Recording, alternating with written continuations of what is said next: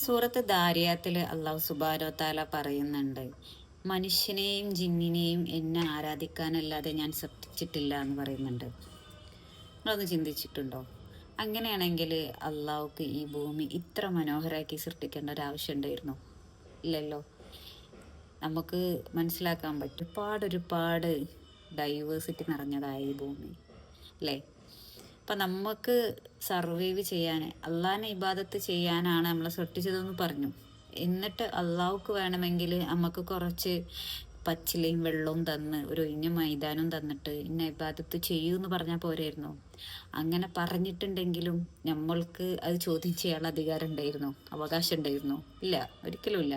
പക്ഷെ നമ്മളപ്പോഴും നമ്മൾ മറന്നു പോണ ഒരു കാര്യമുണ്ട്, അള്ളാഹുവിൻ്റെ കാരുണ്യം കൊണ്ട് മാത്രമാണ് ഈ ഭൂമി ഈ ഇത്ര ഭംഗിയിൽ പടച്ചവൻ സൃഷ്ടിച്ചിട്ടുള്ളത്.